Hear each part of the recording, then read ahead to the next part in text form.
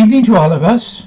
My name is Jay Horvitz. I'm from the Moffett Institute, and I'm happy to host this evening the session we're having here, Tender Authority, Creating Inclusive Education.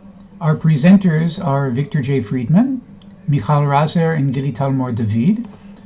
The basis of the meeting this evening is a book which I only have a picture of in Hebrew, I'm sorry, but in Hebrew, Samchut Verakut, by Michal and Victor. And in order to introduce, I really don't know what to say about Gili, so I apologize in advance. But as we can read about Victor, that he's former associate professor of organizational behavior at the Max Stern Israel Valley College in Israel. I'll continue. The reason I'm speaking quickly is not because I simply want to read so quickly, but I want to get to the things themselves. So he also founded the Action Research Center for Social Justice, and his life's work is helping individuals, organizations, and communities to learn science and self-in-field action research in issues such as social inclusion, intercultural communication, conflict resolution, and social entrepreneurship. That's almost a half hour already gone to our entire session, so I'm glad that I read through that. And Michal Razer, Dr. Michal Razer, is the Dean of Education Faculty and Associate Professor in the Graduate Faculty of Orem Academic College of Education. She founded the MED program in Inclusive Education, as well as the Shalev Center for Equity and Social Inclusion. She has over 25 years of experience in educational therapeutic interventions, in educational systems, and in developing intervention programs for generating social inclusion in education. And having said all that, I can stop the share and see that there are many of us here. We're already up to almost 45 people. There will be more coming in, but having gone through this introduction, I think it's only right that I now give the floor or the screen to Michal, Victor, and to Gili, and hope that all of us will have a very pleasant and interesting evening. I would ask that we may have time for questions toward the end, that we may open the microphones, but if at the present, if you will send to the chat questions, either I will write them down and move them on to Victor, Michal, and Gili, or they will see it themselves and they will be able to answer. And they'll entertain questions when they feel is the right time for that. So, looking forward, I'm going to put myself on mute so you don't have to have the buzz that I have been giving for all this time. And I will put a spotlight on Michal and Victor, and later on also on Gili. So I hope all of us have an interesting, informative, and worthwhile evening. Glad to have you with us.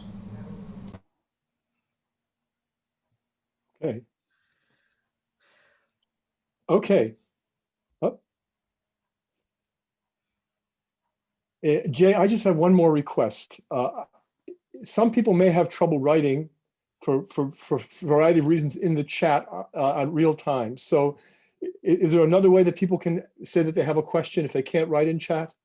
Will they be able later on to speak it or to put their hand up, the blue hand? Is that a possibility? Most definitely. Most definitely. I would suggest that we have those questions a little bit later, and so that then I can open the microphones for everyone, and it'll be okay, so you'll open not necessarily a free-for-all, but it'll be possible to entertain questions that way as well.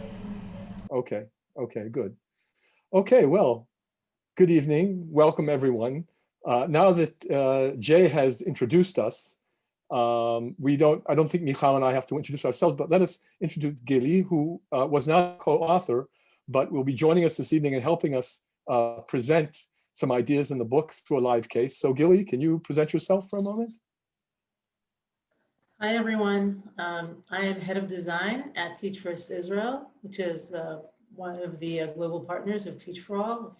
You might have heard of it. It's a program for training and development for teachers. And, you know, I could say a lot about it, but I'll just stop there so that we have a lot of time to learn together. Happy to be here. Okay, so first of all, again, welcome everyone. This webinar is really in honor of the publication in Hebrew of our book, which is now called Tender Authority, Building Restorative Relationships for Creating Inclusive Education. And the book, it was published by them in Hebrew by the Mofet Institute in Israel. It originally came out in 2017 under a different name, slightly different name, called From Exclusion to Excellence, creating restorative relationships for creating inclusive schools. It was published by UNESCO and the International Bureau of Education together with Sense Publishing. And this difference in the names is significant, and I'll get to that later. So now that we've introduced ourselves, we'll say that we're going to have 3 parts to this webinar. In Israel, everything has 3 parts, but I won't go into that. We have 3 parts in this seminar. The first part is I'm going to describe a little bit about, or talk a little bit about the basic messages of our book. What are we really trying to say, and some of the basic ideas. In the second part, we're going to have a live case in which we don't simply talk about the ideas, but present the ideas as they actually happen in practice. And that's why we've invited Gili, because Gili comes from a world of practice. Every day she works with teachers and who are working with kids who have serious problems very frequently. And she will be presenting a case from her professional life to Michal. So in the third part, then we'll open it up to questions, comments, challenges, whatever. Okay.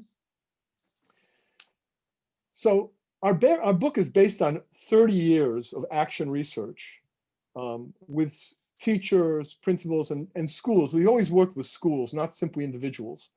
And it wasn't always just Michal and myself. There were a team of facilitators or consultants who over the years have worked with schools around helping them to become more inclusive. And so then we really need to begin by saying what we mean by inclusion. And to say what we mean by inclusion, we need to talk about exclusion. And we see exclusion as a relationship, not as a characteristic of people who are excluded, but as a kind of relationship that forms between some people who are excluded and some people who are excluding. And we have found over the years that schools, although they're meant to be really mechanisms for inclusion, they often function as mechanisms for exclusion. So how does this work?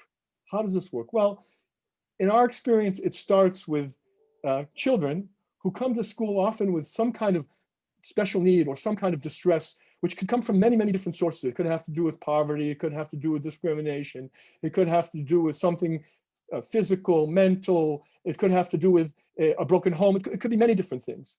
And in school, because of these special needs or the distress they bring with them, it's very difficult for them to learn, and they very soon fail.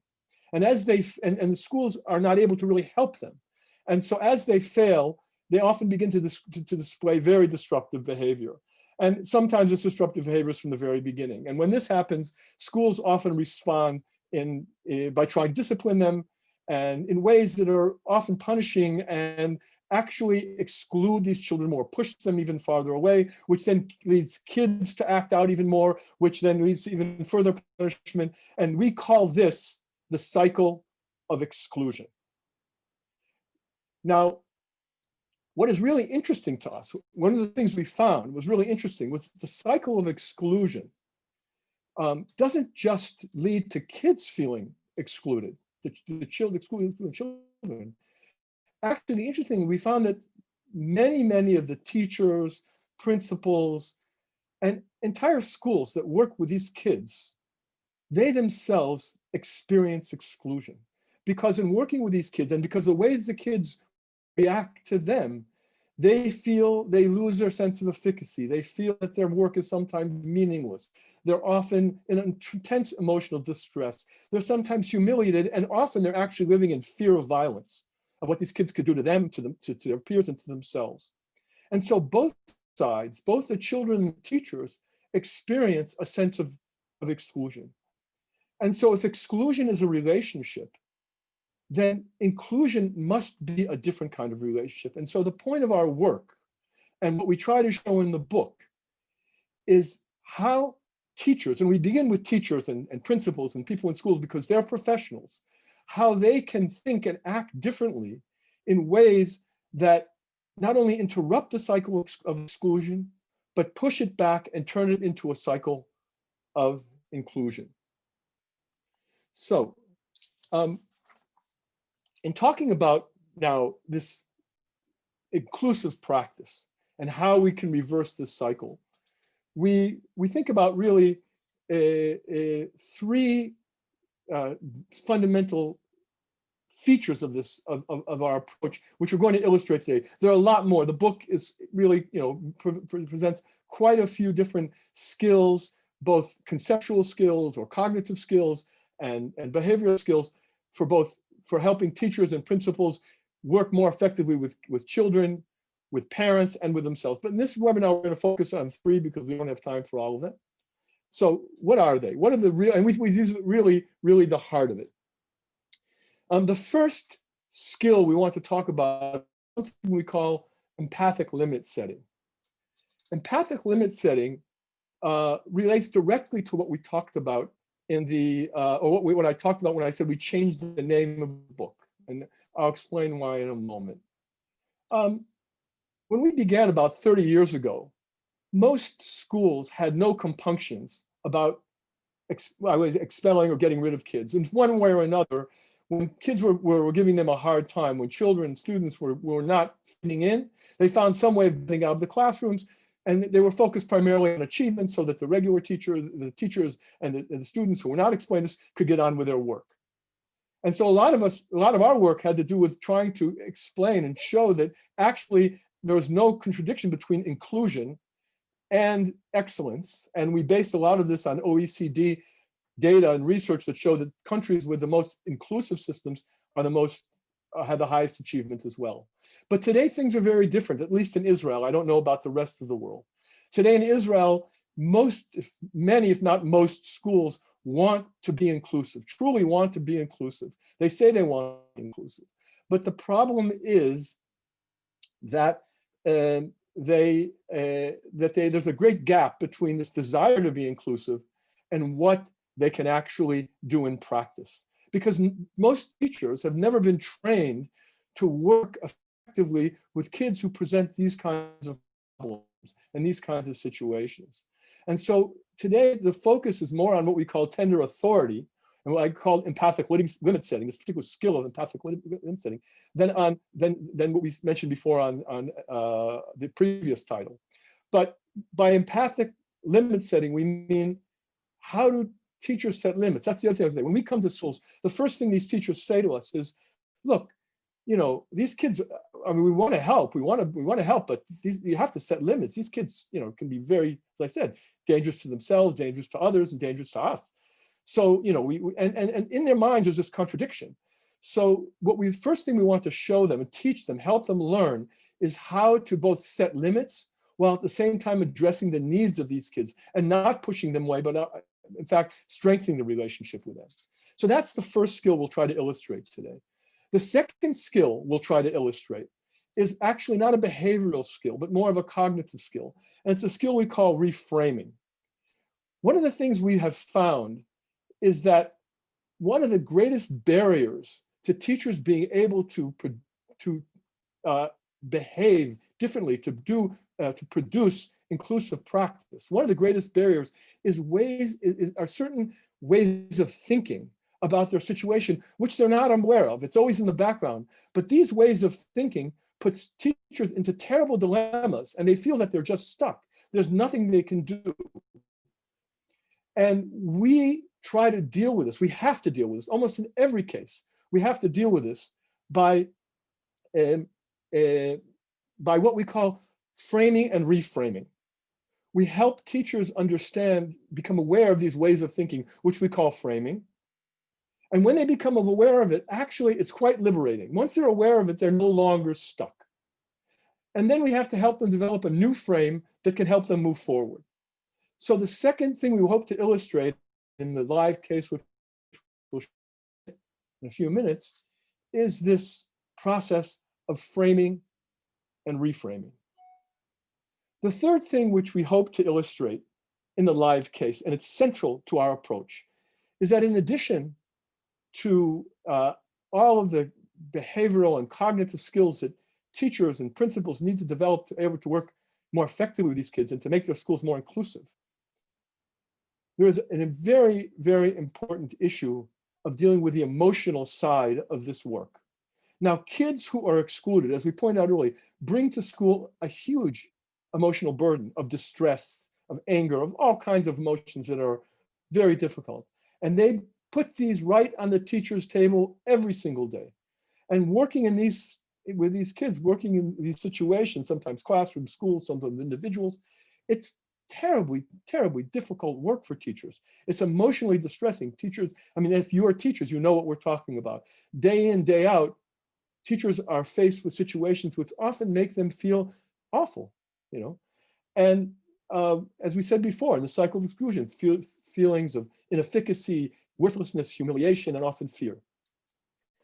But unfortunately, schools, as have they been designed, at least in the last couple of 100 years, have really no place to deal with emotions. There's no place where certainly children can deal with their emotions, except for perhaps in the room of the counselor, and there it's, you know, can't deal with every child. And certainly teachers don't have a place for dealing with emotions, except maybe the teacher's room, and that oftentimes makes things worse. So what our claim is that if we want to enable teachers to work with students in ways that are more inclusive, we need to also provide them with the kind of emotional support that enables to acknowledge the emotional side of their work, to work with and deal with their very often very painful, turbulent emotional world. And they can act in ways that are not driven by these emotions. So that's the other thing we want to illustrate. And that's a comment that goes throughout the book. And that's the thing we want to illustrate in this live case. So now we're going to move to the live case. Now, before moving to live case, I just want to say that there's another aspect to this case. The case will show these three aspects, hopefully. It will also show the kind of action research we do in schools. As I said, we've worked in hundreds of schools over the last 30 years, actually 34 years now that we've worked on this. And when we go into schools, generally, the first thing we do is we set up a small team with usually the principal, the school counselor, and some head teachers. And we work with them and we ask them very simple questions, you know, who are your students and what's going on in the school? Tell us some stories, tell us what's going on. And they present us with very difficult situations and we talk with them and we analyze these situations. And this is a form of action research or action learning. And then at a second stage, as we work with them and through a process of trial and error and guided by all kinds of theories that we may bring to it, but usually by a practice of trial and error and helping together with them figure out how we can deal more effectively in these situations, we began to develop knowledge and we began to harvest that knowledge. So particularly Michal and myself would take many, many of these cases that were actually things that happened in schools and ask ourselves, well, what do we learn from this? Can we turn this into a conceptual framework that we can then use in training or helping teachers when we go to the next school?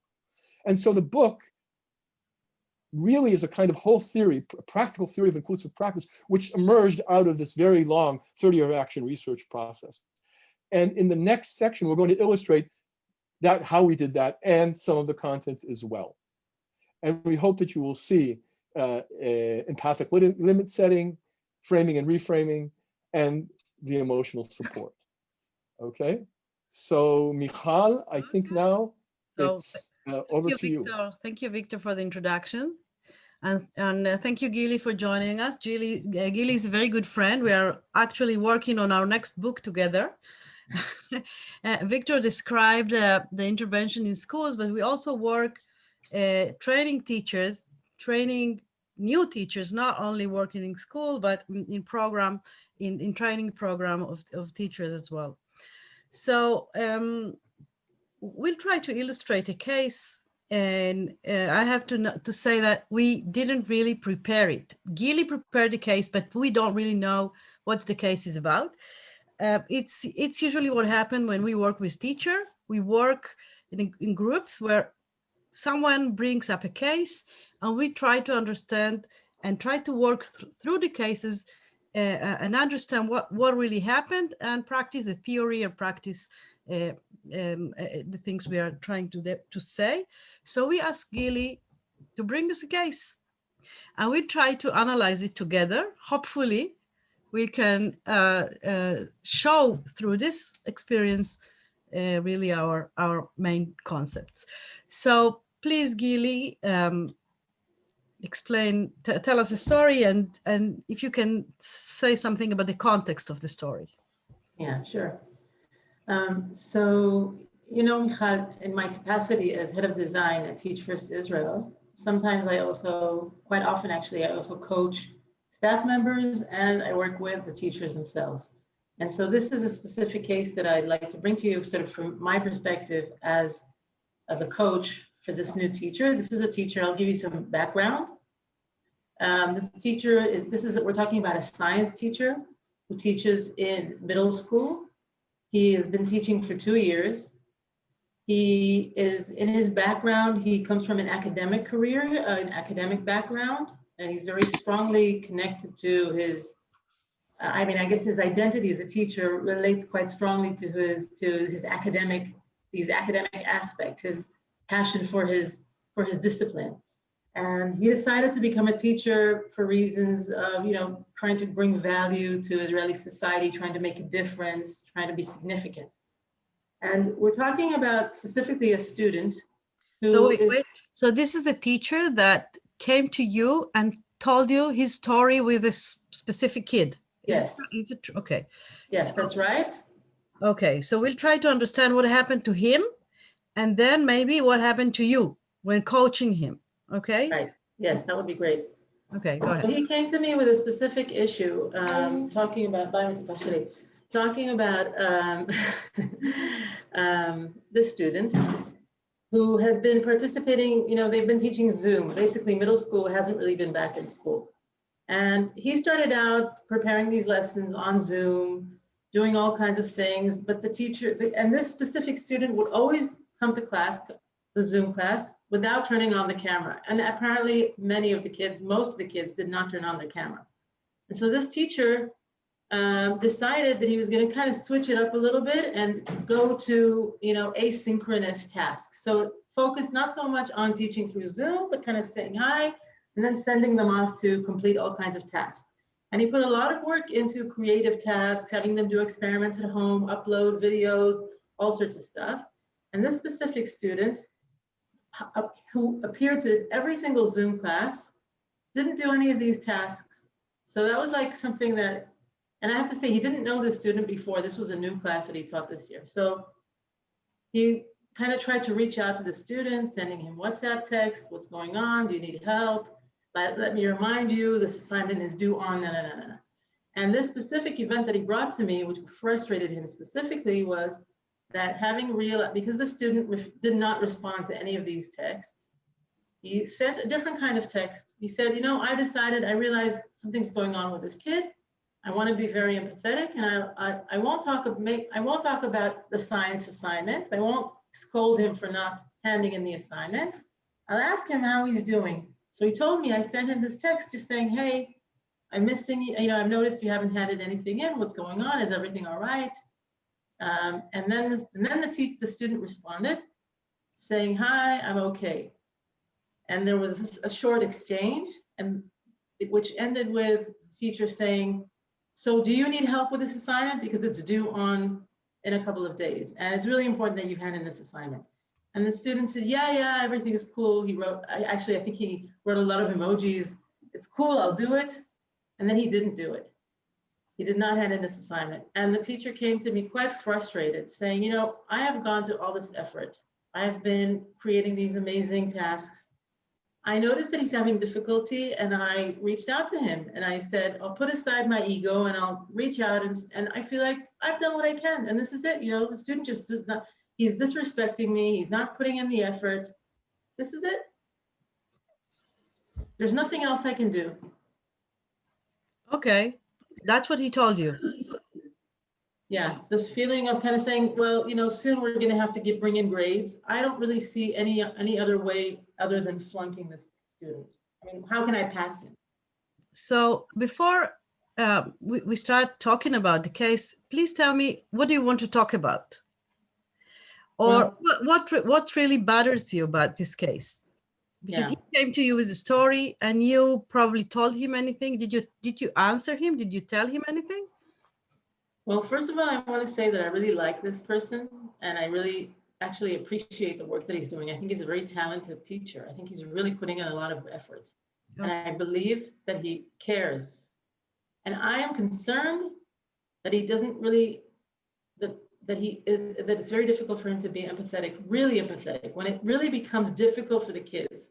From my perspective, this is a student who's having difficulty and he needs to be seen.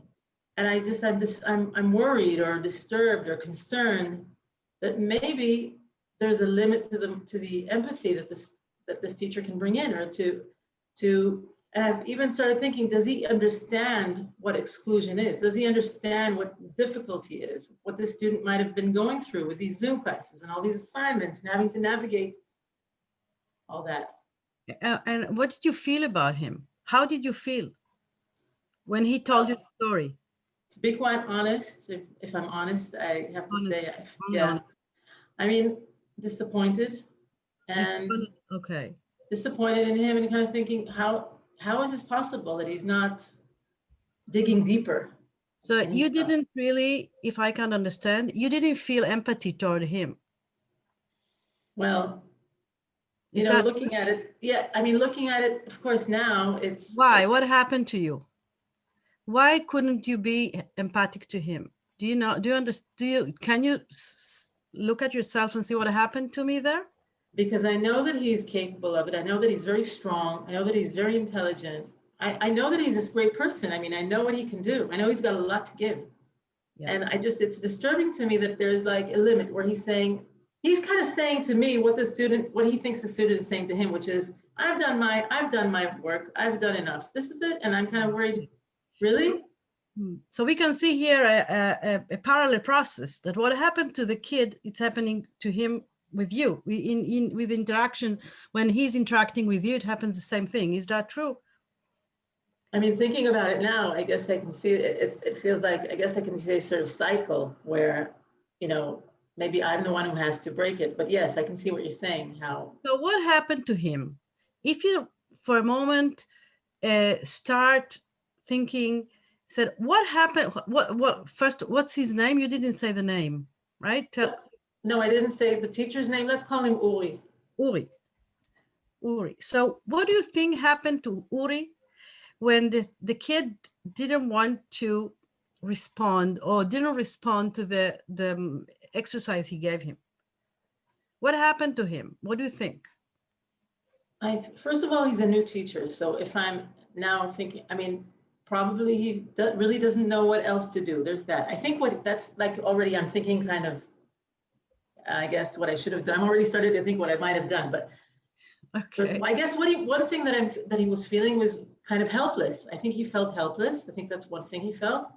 And I think also he felt. Why he felt, what do you think? What made him feel, he's a good teacher, he's capable, he knows his work. What happened to him as far as you understood that? Or what did you think about what happened to him?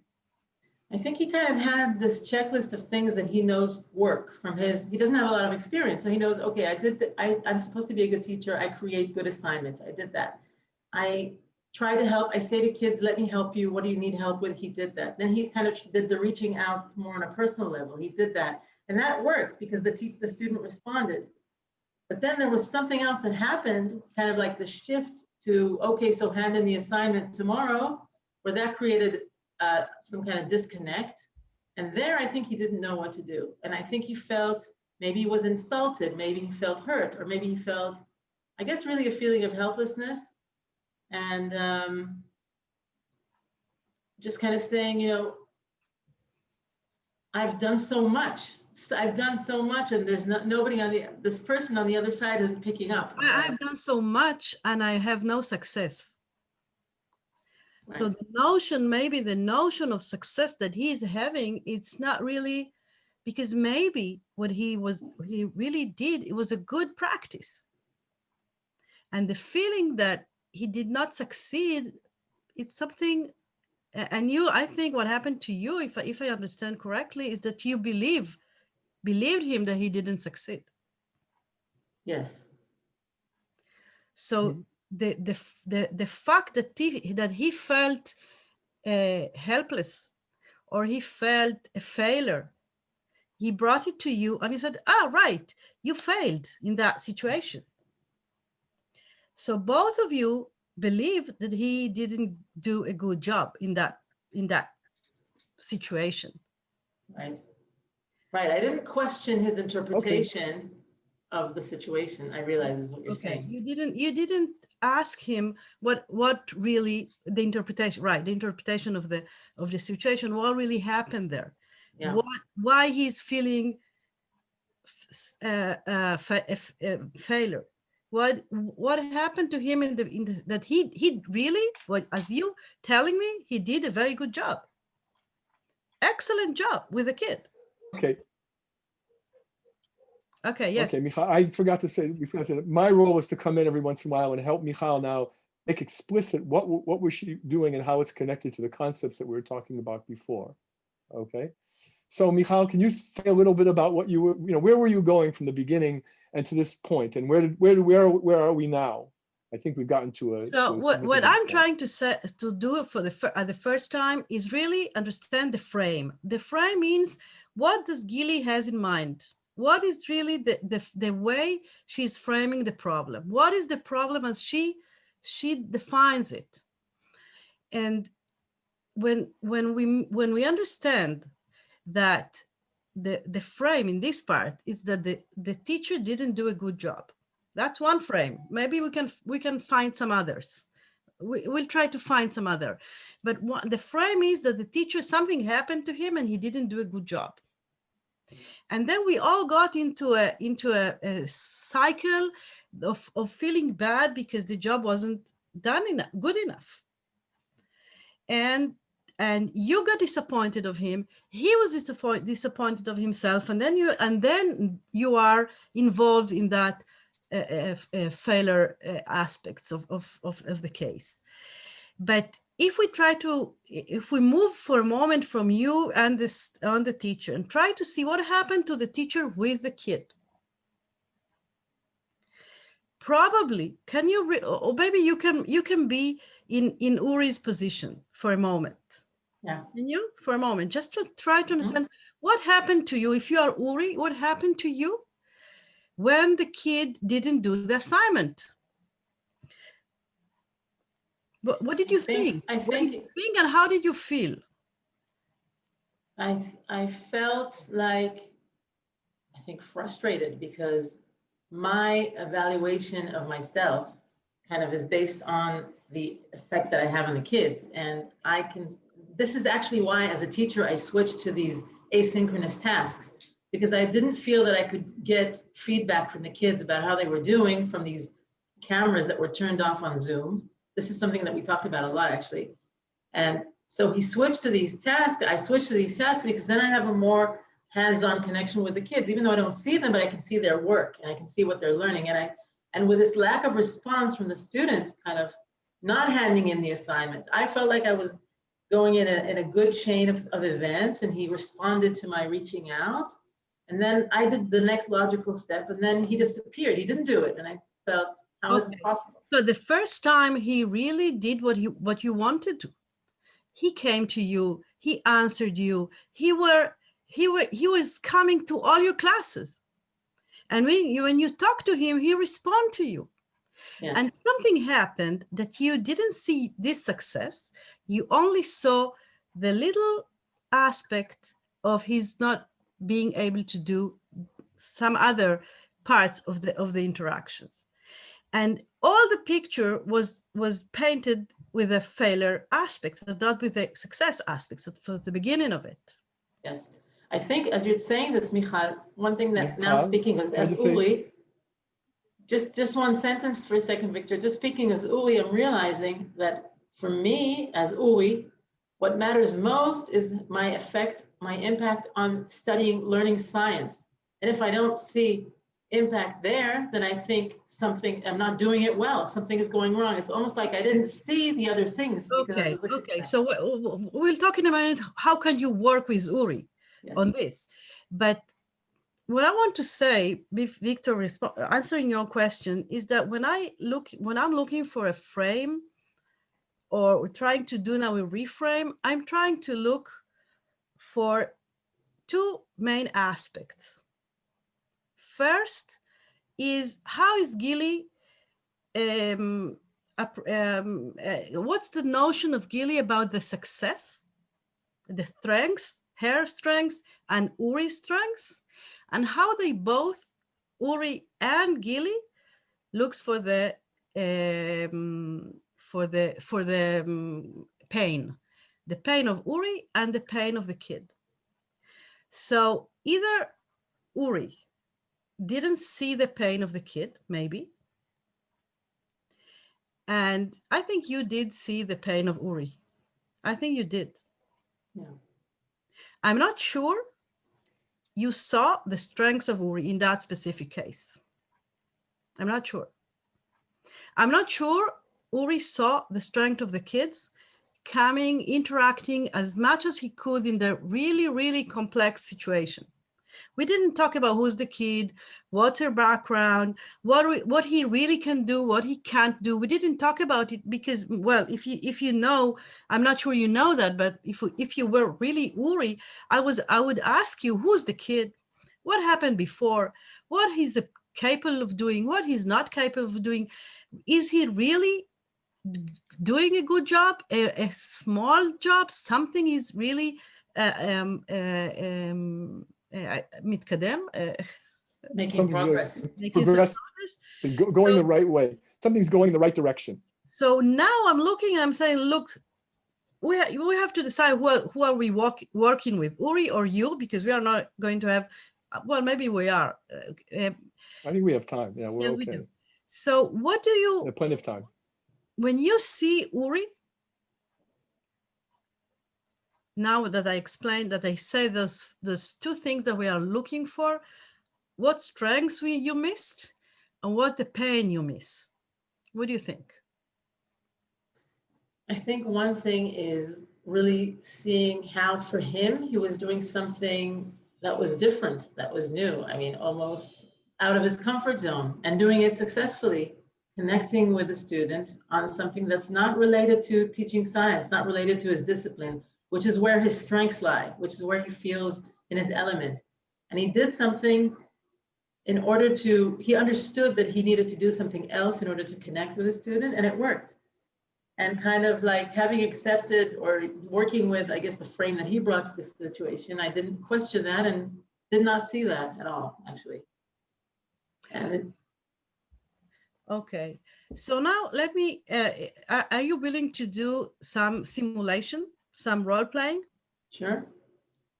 Okay, first, I think because we'll do, you'll be Uri and I'll be you. Okay.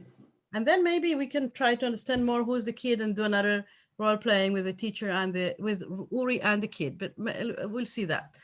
So Uri, can you tell me the story again, please, just shortly?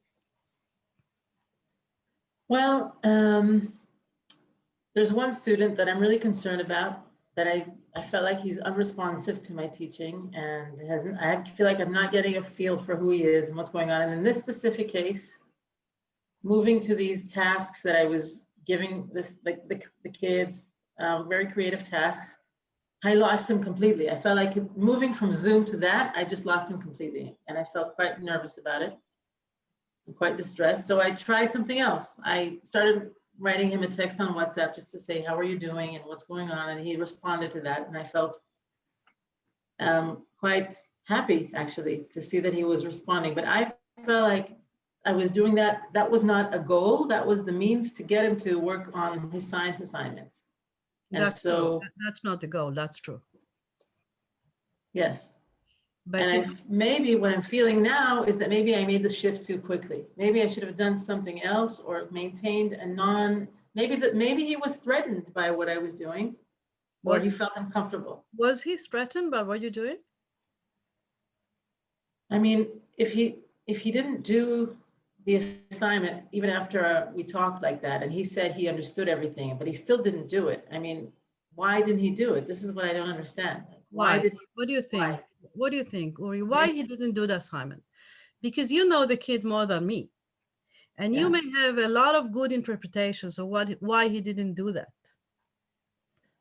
Maybe, I mean, they're quite, all the tasks are based on reading, and they have to follow stages that, you know, where they go from one stage to the next. Maybe it was just something that he has difficulty with. Maybe he doesn't read well, or I mean, this is a new student. It's a new class. I've only known them since September. Can you ask him? Can you talk with him about that?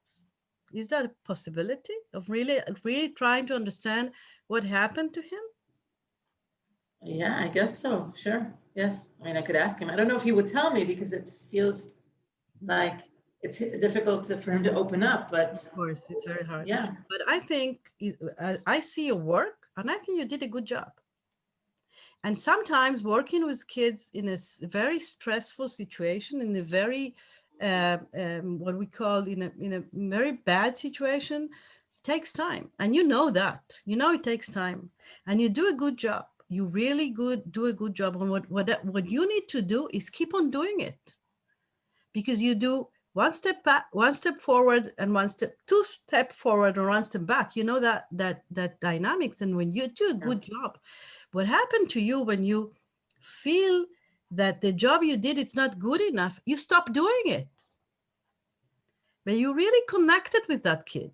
You tried another way of working with him. It really gave you some good experience. And what I feel, I don't know if that makes sense to you, that the best thing you can do is keep on doing the same.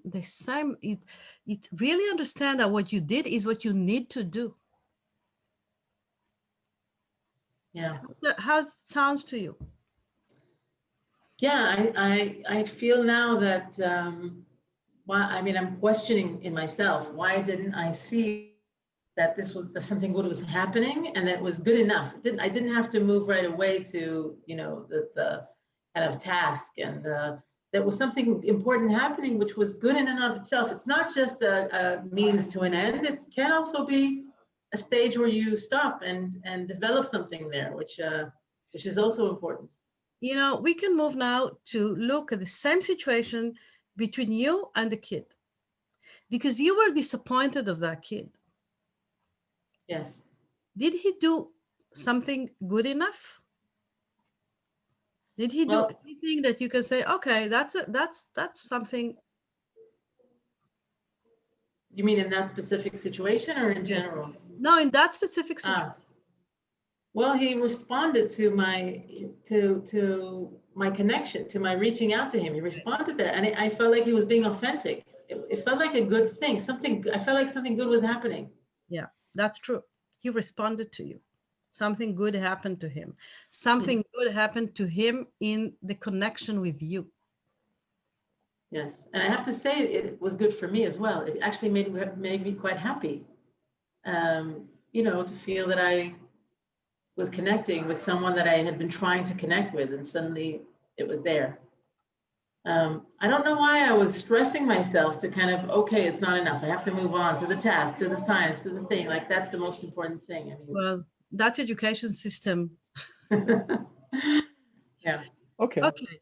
Michal, is this the time to go back now and say a little bit about what you were doing? What in this role? This was a role play. You were Gili, and Gili was the teacher. What was your strategy? What were you doing with Gili, and how is it connected to these ideas we're talking about? You know, empathic limit setting and reframing. Well, and emotional support. What I was doing in the role playing is the reframing. It's trying to give a new frame, a new interpretation of what happened there. The first interpretation, the frame of Gili, is that the teacher didn't do enough. He didn't do a good work in that specific place.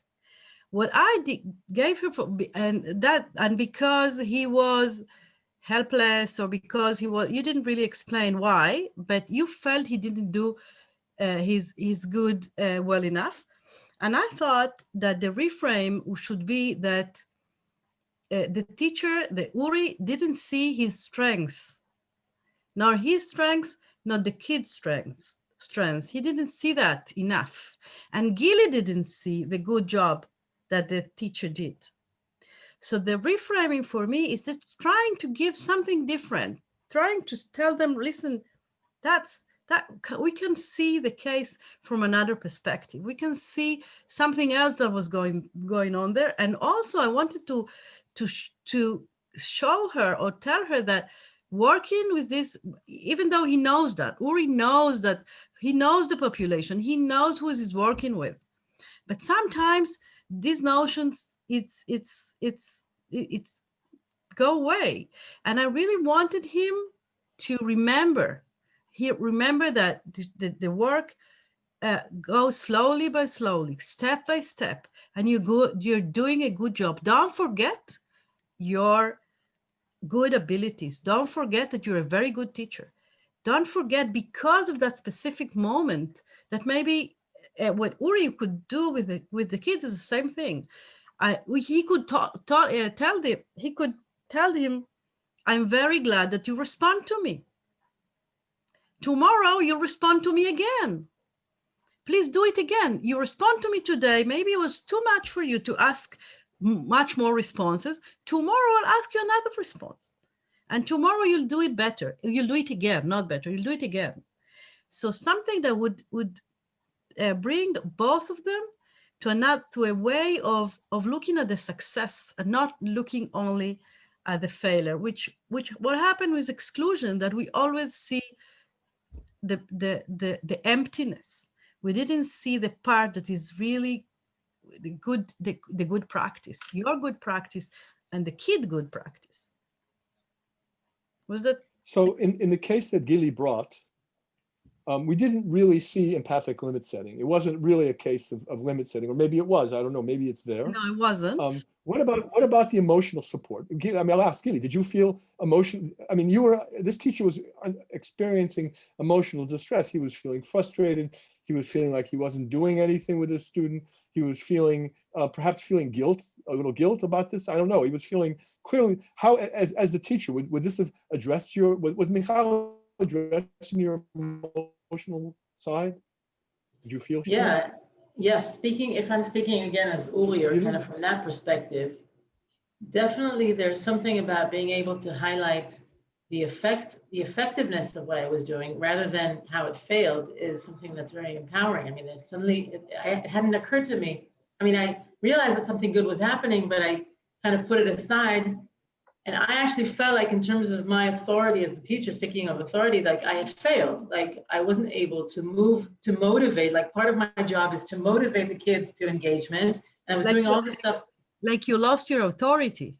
Yes, that's what I felt. I think I'm talking again as myself. I think Uli, what I kind of heard was his helplessness in trying to be the teacher in that situation. And I kind of, as his coach, believed him, so to speak, or didn't question the frame of that he had failed in exerting his authority as a teacher, and that he had failed in both, actually, also in being empathetic. It felt like he hadn't been enough, kind of like he's trying to grasp both things, to kind of use empathy to be the teacher, but he wasn't empathetic enough, and therefore he kind of lost both sides, because the student did not do the assignment, and he felt like he hadn't really connected with it. So in that sense, this role play was helpful in kind of thinking, first of all, I don't know, forgiving, kind of like seeing the good aspect and kind of thinking, okay, now what can I do to continue trying to be both leading learning and also seeing the student? Well, when talking about empathic limit setting, we could do it. It's a very, very simple aspect of that. If Uri would say the kid that we don't know his name, I don't really like to work with cases with no names. I can tell you. So let's give him a name. What's his name, Gili? Itzik. So if Uri want to be to put some empathic limit to Itzik, he would tell him, listen, Itzik, I have to talk to you because you didn't do the assignment I asked you. You didn't do the assignment. I felt, oh, you know what? You'll be Itzik. How about that, Gili? Okay, you'll be Itzik, I'll be Uri. One question. Wait, Michal. I have a question for us right now. We're doing well on time, I think. So the question is, would we like to stop and have go on right to the next stage and go through it all? Just Well, that's just the question. I just finished that. Right. Okay, just finished the conversation of Uri with Itzik. Okay. Okay, so you'll be Itzik, I'll be Uri for Okay. just 1 minute. And Itzik, I wanted to talk to you because you didn't do the assignment I asked you for. Yeah. I thought that you didn't do the assignment because it was too much for you. I asked you something, it's too much. Sorry, my son was talking to me. Could you say that again? Well, He was slow.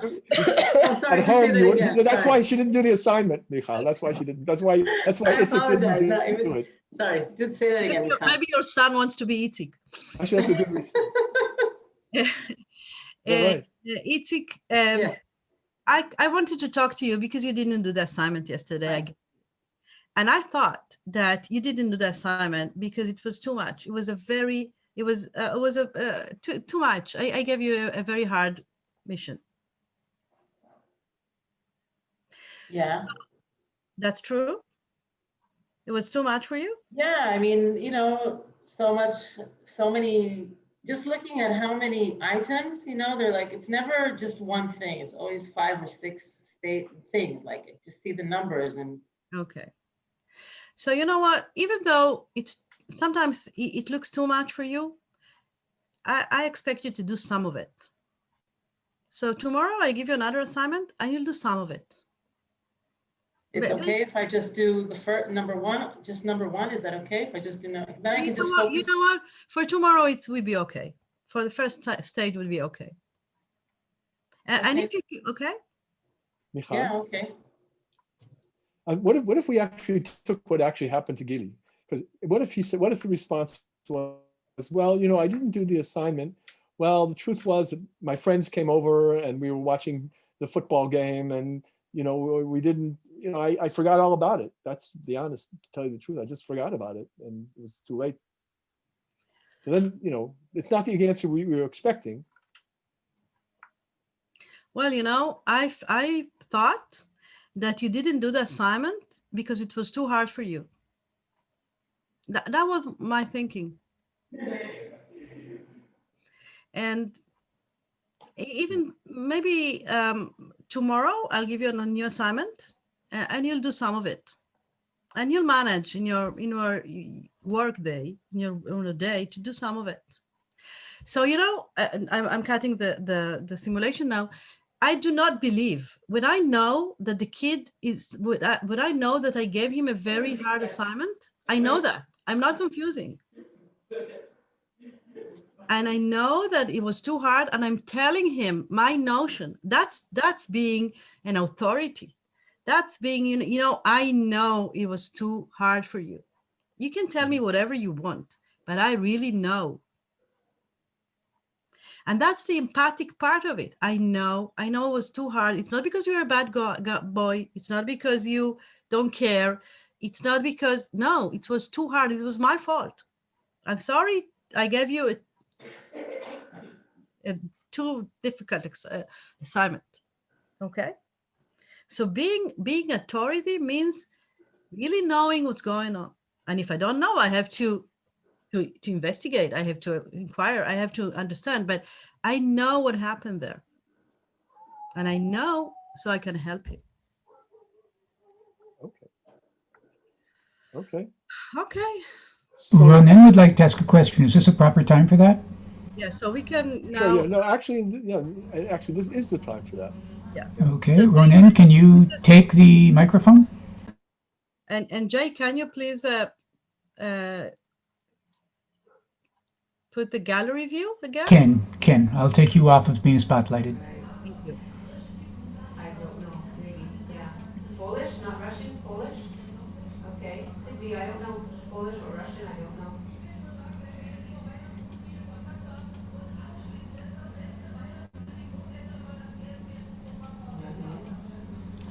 Ronen, you can take off your microphone there.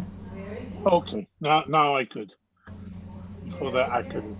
First of all, I want to thank you all because there is a lot of good stuff here.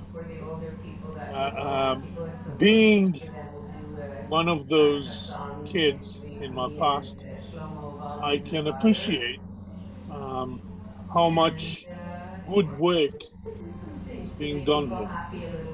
But there are several points that I would like to add to the conversation or to the analysis.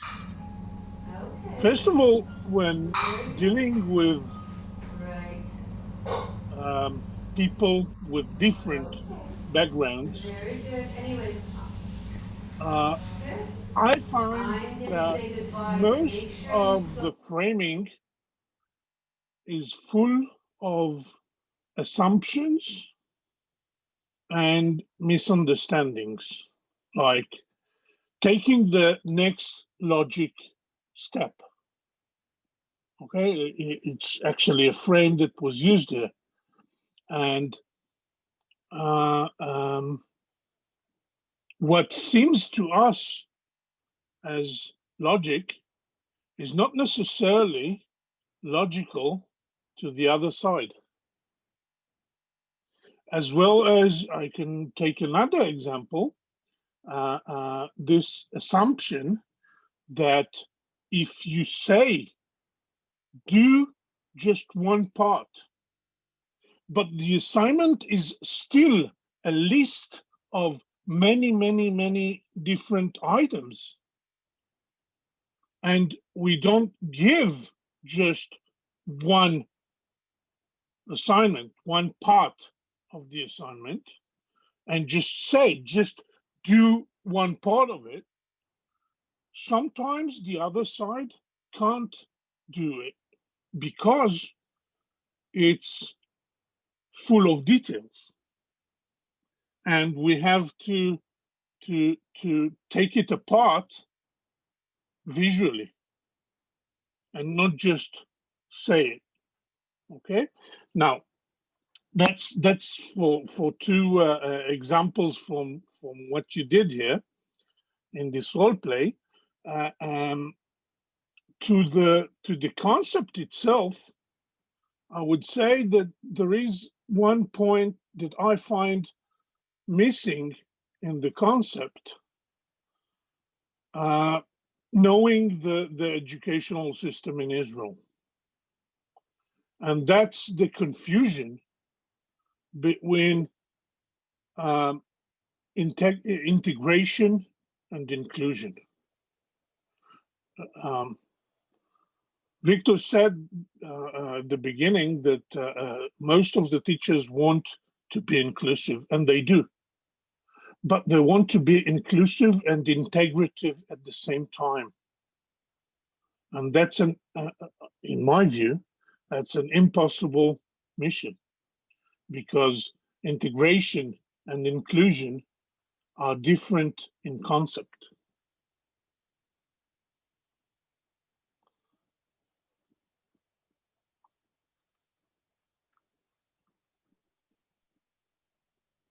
Ronen, can you just say a minute what's the difference? Because I don't know the difference. So that's something you left us in a mystery. Could you say what the difference is? Dealing with disabilities, for example, that's my field, as you know. Integration is more part of I would say rehabilitation. That means adjusting or fixing the individual to fit to the environment, while inclusion is going the other way around. It's fitting or accommodating the environment to fit the characteristics of the individual. Okay, and in Israeli educational system, there is a big confusion between the two phrases, between inclusion and integration, and that makes a lot of this cycle of exclusion even more complicated. Yeah, but well, I'm not sure that I really agree with the definition you give. But when we're talking about inclusion, we saying how we can help the kid to feel belong, that he belongs to the mainstream. That's belongingness. Yeah, that's Inclusion is definitely a part of belongingness, but it's only one part. But in order And the problem is that several people still think in Israel that doing integration is is inclusion. helping is That's true. helping Many belongingness. yeah, And it's not. It's the other way around. That's true. Many schools really act as if they are doing inclusion and they're not. Yeah, that's right. Okay. There were many other questions in the chat. We didn't read them.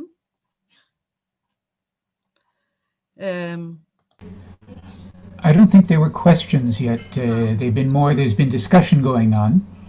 If someone would like a microphone. Discussion is, right. Discussion is perfectly, we like discussion. And you don't have to frame it as a question. It can be, a statement. It can be a challenge.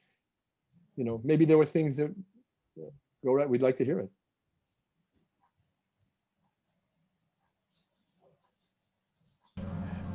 I'll open at the moment. I'll simply open for people to take microphones if someone would like to relate to some of the things that have taken place far. Because I was in the discussion, I don't want to take one of the people. I don't want to be a hog on that. So let's see if there are other people who would like to raise some issues here. Please, you're welcome to raise your hand, and I will then be able to give you your microphone. Claudia, you can now read what Claudia has just now put up here. By legitimizing and recognizing it, it represents an emphatic attitude without losing authority. On the contrary, trust and bonds begin to be built even when there are major challenges. Inclusion is about belonging, and full inclusion is a big challenge, not only in Israel.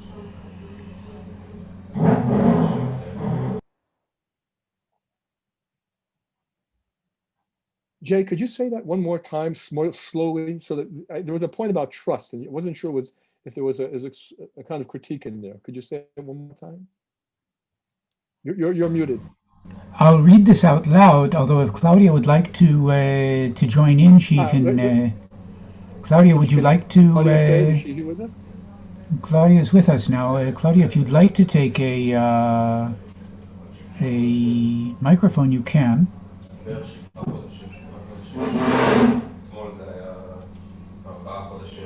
Okay, I will read this. No, Claudia will. Please, Claudia. We will hear you. My English is not so good. I can speak in English or in mix Hebrew and English. I'm Brazilian. I live in Brazil. My English is not so good to talk in this webinar, but I can tell you what I mean. Inclusion is about belonging. I worked with that for many years. I'm a lawyer, and as a lawyer, I see that inclusive education is also about family lawyer. So I work with my clients with inclusive education in family lawyer. And in Brazil, I was ex-former in education for special needs during a couple of years in Rio de Janeiro. We have here 1,500 schools. So I was in touch with many directors, with many managers, with many teachers. And the frustration was something that the teachers had all the time with autistic persons, with people they didn't see learning, they couldn't see the person learning, the student learning, זה לא קל למורים, זה לא קל למורים, זה קשה להם, זה קשה להם, זה משהו שמפריע, וקשה אני בבית ספר ומדברת איתם, זה תמיד משהו שהם מדברים. זה מפריע לנו, אנחנו לא יודעים אם אנחנו עושים זה נכון, ובשבילי אין זה נכון. זה, each case is a case. The same thing in the law, in the family law. Each case is a case. Each child is a child, is a special child. If has or if he doesn't has a disability, for example. So inclusion is to everybody. Inclusion is about diversity. Inclusion is about justice. It's about belonging. It's about the human right to be in a school, to study. And for the children, for the teachers, sometimes this is difficult because we have a big generation, my generation. I am 55 years old. My generation didn't have in the school people with disabilities, different kinds of people, diversity in the school. So for instead, in Brazil, we had a process here. We have here 15 years of education with inclusion, with some inclusion. Some projects, I work with those issues for 7 years. As a lawyer, I work with those issues. And I guess that each frame has many solutions. So we have to find each frame the best one. But we don't have a model. We don't have this must be on this way, because each child has their own challenges. And the teachers, they suffer, of course, sometimes. And I guess we have to legitimate. We have to say them that that's okay to suffer.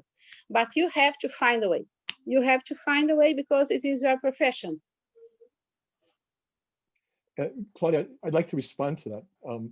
What I understand you're saying is that there's no one solution for all of these kids, or for all these teachers for that matter. And I think that that's absolutely right.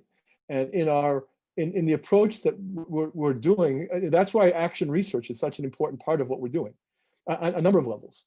We never go to a school, go to teachers and say, hey, look, here's our book, read it, this is how you do it. You have to start where people are, right where they are, what they're experiencing. And that's the only way to ever actually, whether to help them learn, and that's if it's the teachers or the students. And second of all, we want to try and help them become researchers in their own practice, not to become academics and not to write academic papers, but to become researchers because they're continually dealing with situations puzzling, which they don't understand, which don't make sense. And the only way to able to deal with that over the long term is to be kind of a researcher in practice, is what we call action research. And there was someone who's put in a comment, which was an excellent one, about a school where she worked, in which there was a specialist whose job was to talk to the kids and then tell the teacher how to meet this kid's needs. Now that's a nice idea, but I think what we found in Israel is that when there are a class of 30 kids, you can't have you really need, the teacher needs to take on that role. No one else can do it for the teacher. One time maybe the council could do it, but now teachers have to really be researchers of their own practice, researchers with kids about what's going on. So, I agree with you 100% about that. Thank you. Sorry for my English. My Hebrew is not so good also, but I'm learning Hebrew. Nobody's going to punish you. Please believe us. It was very good. Are there others who would like to take a microphone? What Victor read from was from Nechama, who was here, and she may have just been dropped out for a moment because she's no longer with us at the moment, even after she had a microphone open for a second. And I'll be happy to open microphones for anyone who would like to make a comment.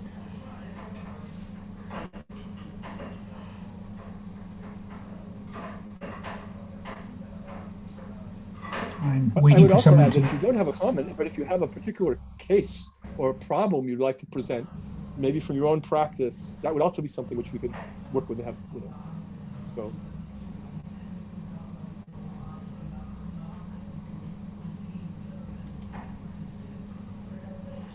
Ken, Hi, thank you Yes, for yes. for the meeting. I would like to ask about not inclusion of persons, but inclusion of the information the other side is providing. Let me say, for example, in Yuri's case, the other party is providing some information that the student is providing two kinds of information, right?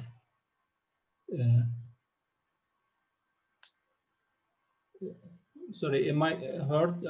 Can you hear me? It's not clear. Did others hear it? Yeah. What information? So say it again, Mehmed. Yes, please. Yeah, what do you say? Say it. Make your question clear. Okay. The book is mainly on including the students, including the parents, including what I want to ask or focus on the emotional response is based on the understanding of the other party, right? The teacher understands that the student has disciplinary issues and have a response, emotional response to that. Because of the teacher's frame, right?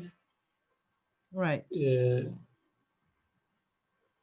What I want to ask is, this frame is based on an understanding of the student. This student is a problem student. But I think this frame excludes some information. And that information is, the other party is saying, I am having a problem that makes it impossible for me to act in a proper way. Right. But, you know,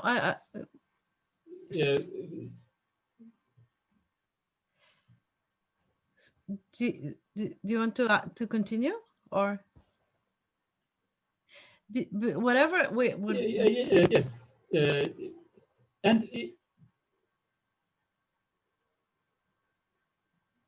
when in my experience, when I experience an negative emotion and act on it, I always miss some kind of information. The other party's stress, for example. What helped me in your book was I am missing something. I am missing an information here. What am I not hearing here? That is the question I asked to myself. Oh, I see what you say. Well, when I can ask the other party, when I can ask, okay, I am missing something. You know, what is the cause of this stress? Can you elaborate on that? Yeah, but that's exactly what you said. I totally agree with you. What you said is just, I think Ronan said something very similar at the beginning, that when you, the reframing, it's really trying to see what I'm missing here, what I didn't see. And maybe you can have tons of interpretations. You can have a lot of hypotheses. What is another way of looking at the problem? It doesn't matter what other possibilities you are taking. The most important thing is you are getting off the place where you're stuck, the place where you felt that there's no solution. The kid should do what I said to him because ta. And if you have another interpretation, no matter what, as you said, the kid didn't do it because stress, because whatever. And that new interpretation makes you think about other possibilities of action. That's the main important issues. It's not, you can never see all the information. I think that's what Ronen said before, that you always see just part of the information, and it depends on you if you want to look at some other aspect of it. I'm looking this way, but now let's look this way. Maybe I can see some other things that make me act differently. And I totally agree with you. That's the main thing of reframing.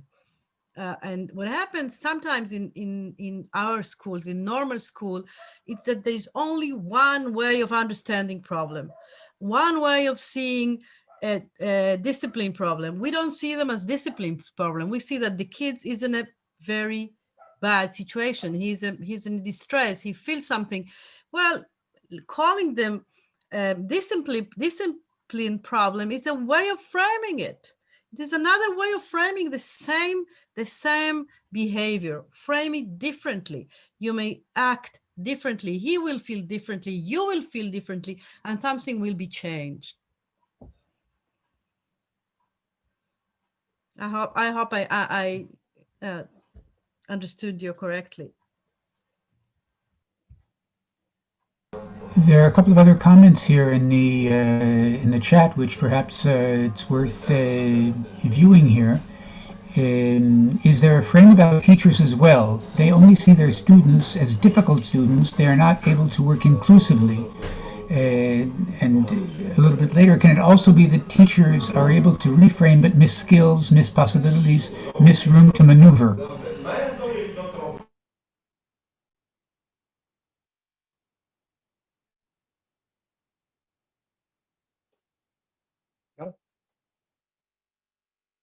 Are we heard? Do we have video? Audio? Jay, can you read it one more time? I want to hear it one more time.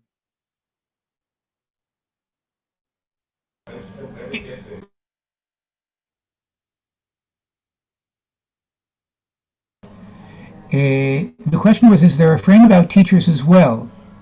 They only see their students as difficult students. They're not able to work inclusively. And then the same person continued, can it also be that teachers are able to reframe, but miss skills, they miss possibilities, they miss the room for maneuvering? Then Sylvia has said, I think inclusion is very important in education. Not all of us have the same characteristics and abilities, and finally each one will develop the one they like the most, and will very surely be very good at what they do. So why not help those who do not have those characteristics or abilities equal to others to have the possibility to be part of any activity in that way? We should all have the opportunity of education, so we will be part of a group in some way, and that is what inclusion is about. Thank you.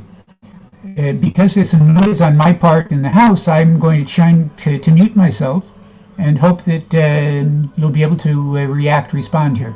And of course, you can read inside the chat as well if you'll open the chat. Well, Joshua, you said something about the frame about the teachers, right? Hi, first. Yosha. Yosha. Oh, okay. It's Yosha. Hi. Good to see you here. Can you explain what you mean? What did you mean?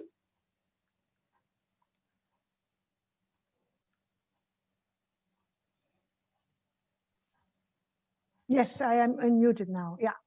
Yeah, sorry, I wasn't able to join at time because I missed a link. Well, what I mean is that the attitude towards teachers is sometimes also, well, a framed attitude. Let me call it like that.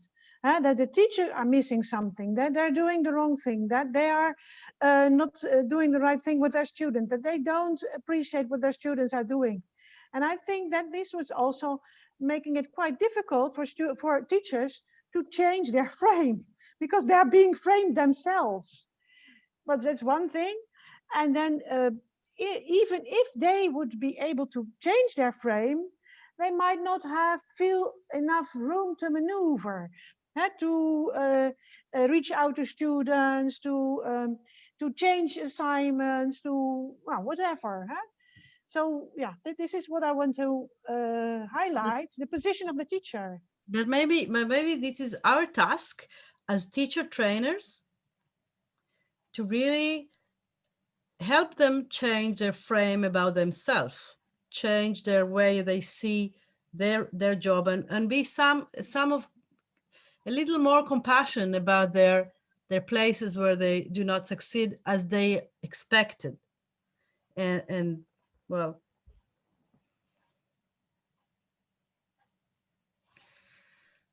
okay.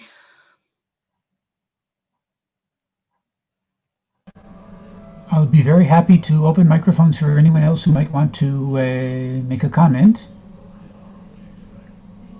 I wanted to say something. You know, I learned something in this today. It was very important for me, actually. It had to do with actually Ronen, because I think there's also been a difference in our thinking, which doesn't really get expressed in either the original English or the Hebrew.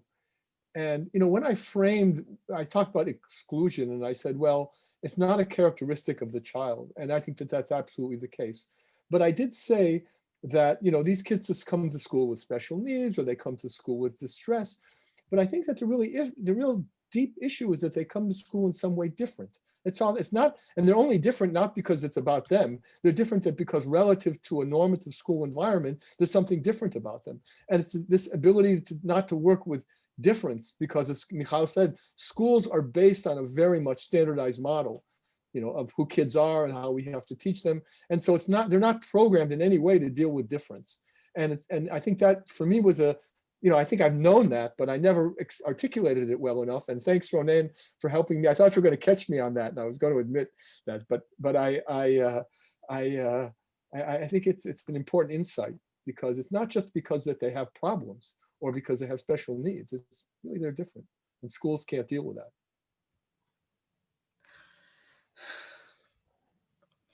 I just wanted to, if I could just make a quick comment, just one thing, talking, Victor, like you, about things you've learned from this session. One thing that kind of, and I guess I'm hearing really loudly in what we're saying, especially as someone working with new teachers as well, is that we should be teaching them, or training them rather, to understand and practice that authority and empathy are not two sides, they're not opposed to one another, that it's actually practice, that we're talking about a practice that connects the two and actually makes sense of what it means to be able to contain the two in your professional practice. And I think that that is something, that we need to be able to take apart and kind of understand what it means to train people to do that, both in their mindsets and in the way that they interact, and the way that they teach, and the way that they plan their lessons. I mean, that's really crux of the matter, I feel. So kind of like a strong insight for me there in trying to think about how to design learning and training for new teachers or for veteran teachers, whatever wherever they are on the spectrum, to be able to become more flexible in doing that.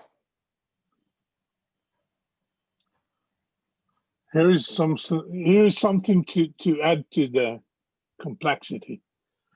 It's not just difference. Difference is very important, and to admit and to acknowledge the differences is very, very important. But related to a short story, the differences between differences, otherness, and diversity. Some years back, I wrote an article with a lawyer to the main law review in Israel. It had to do with Social Security and the way they approach people with disabilities, and we had to write an abstract in English. And both of us are very articulate in English, and we had no problem. But when it went to editorial, there were many corrections, and we accepted most of them except one. It was where I wrote that in one step of the way I felt diverse. And the the editor said that you can't say diverse in singular in English.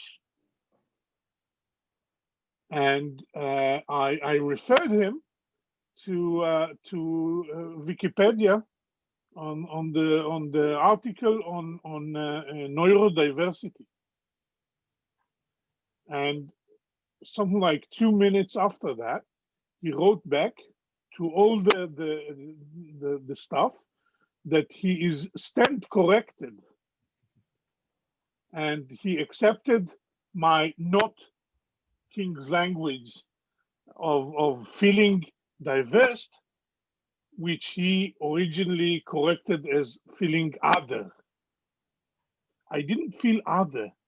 I felt diverse.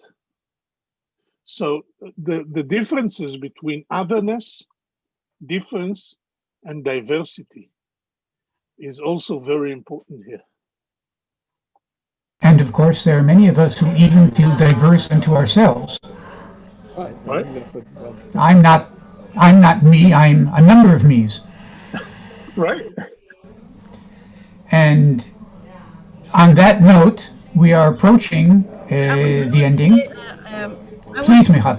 I want to say just one last note. I saw here that maybe Sylvia about teacher education, and I really totally agree with it. Where's Sylvia? I don't see her. But really, I feel. You're muted. Yeah, you're muted. That really, teacher education, at least in the colleges here in Israel, are not concerned about inclusive. We are not teaching it, even though now we're trying really to insert this into the formal curricula, especially when talking about high school. Almost no nothing about inclusion. And I think it's a very, very big issue. I think we have to deal with it. I think we have to put it really, really important issues in the main curricula of teachers. And maybe we can succeed. Maybe if some of us will do it, or some of us, we can really change something. Because I believe that inclusion, it's a really, it's a mikzoa. It's a really specific profession. Yeah, we have to teach it. We have to understand it. We have to go very, very deep in it. And here we just gave you just tipa. A little piece. A little piece. Yeah. A little taste. I think it's called the Sporspeis. Right, Vorspeis, slicha, Vorspeis. An appetizer. Okay. Good. So with that, Victor, we're wrapping up. Would you like to wrap something up? Would you like to? Actually, I think Michal said the best thing just at the end. I want to thank everyone. I'll just thank everyone for participating, for helping us learn, and we hope you'll read the book and be in touch with us. If you have questions, you want to somehow, be in touch with us and do something to collaborate in some way, we're delighted. That's our life's work. So thank you very much. Thank you, Jay, for all your help. You. And we thank all of you for attending, especially to Gilly and Michal and Victor for opening up for us this, and for giving others of us a chance to also reflect and to take part. The recording will be available, and we look forward to people reading the book, hearing the session, and of course improving their professional work. So thank you very, very much, and good night to you all. Bye-bye. And be healthy. Thank you.